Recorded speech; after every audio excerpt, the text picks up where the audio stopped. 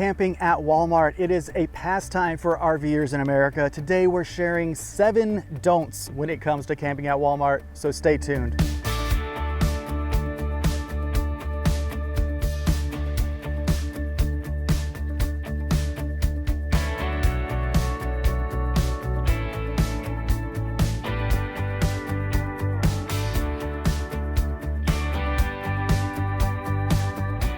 Welcome back to the channel and thank you for being here today. A huge shout out to RV Masterclass.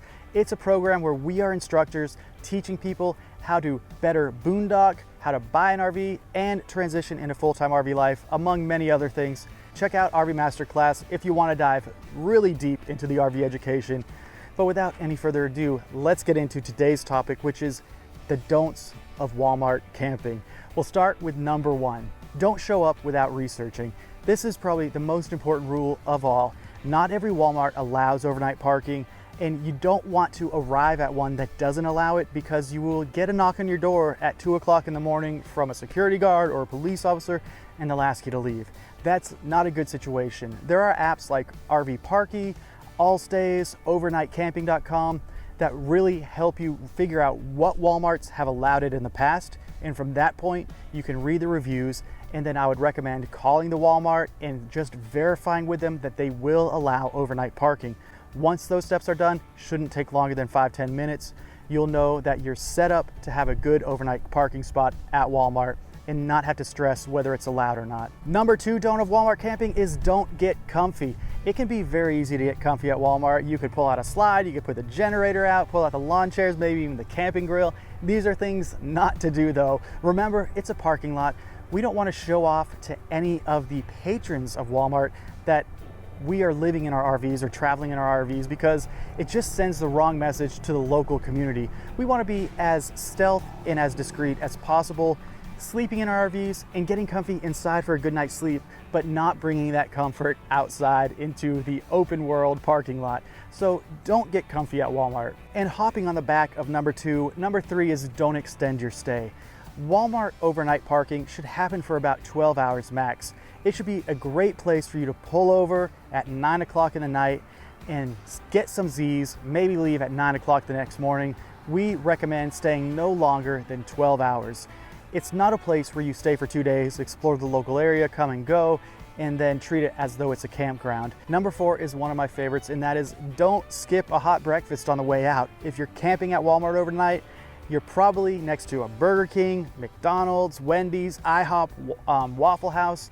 There are lots of breakfast places located within walking distance of a Walmart parking lot. Go ahead and take advantage of that. Fill up your bellies, get ready for another long travel day. You also won't create any dishes or mess inside your RV.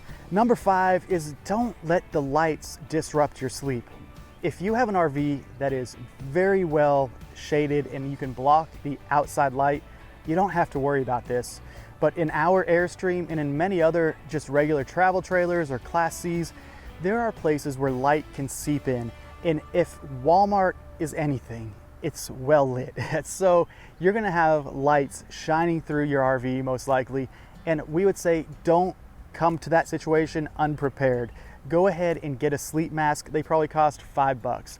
And just travel with one, it's good measure, but especially at a Walmart parking lot, it might help you get a much better night's sleep, because those lights can be blinding and they can really disrupt the sleep patterns at nighttime. So be prepared for that. Number 6 is don't hesitate to set up orange cones. So these are small orange safety cones and they help make drivers aware of your RV. If you place them around the corners of your RV or maybe near your steps, if you have steps to get up to your RV, this will just help patrons of Walmart better visualize the boundary of your RV. Now, we don't recommend setting them out to claim space. Always stay within your parking area, but these cones will just help from someone sideswiping you, and that can be a problem if, people will drive pretty quick in those Walmart parking lots, especially if it's, say, 10 or 11 o'clock at night. Have those cones with a little reflective tape on them. You'll just be a little bit better visible to these car drivers that might be driving a little too fast in Walmart. All right, we're about to get into number 7, but remember, I linked that article below. You don't have to remember all these off the top of your head. You can bookmark that article and be good to go. But number 7 is don't rely on Walmart. As good as Walmart is, and as easy as it is to pull off the interstate and sleep overnight at one, don't rely on it. It's not necessary, and it's not going to give you max enjoyment. If you're looking to sleep overnight somewhere, we recommend doing some more creative options sometimes, like Harvest Hosts. That is a program where you can camp at vineyards, breweries, museums. We used it on our way to St. Augustine, Florida, and we camped at a museum. It was such a peaceful night's sleep and so much better than Walmart. Also, Boondockers Welcome is a great option if you're in more urban areas. Boondockers Welcome is a community of household owners that offer up their driveways for driveway surfing. And it's just a different way to camp overnight and get rest somewhere where it might be not as bright, not as noisy, a little more unique. There are great options out there that aren't Walmart, so we would say don't rely on Walmart. Please tell me if I missed any don'ts or what some of your Walmart don'ts are. I would love to read those in the comments below. It's a very, let's call it a vibrant conversation about Walmart camping. Some people love it, some people hate it, and everyone's got rules about it. So I'd love to hear yours. Thank you for watching the video. Give it a thumbs up. We'll see you next time. Later on.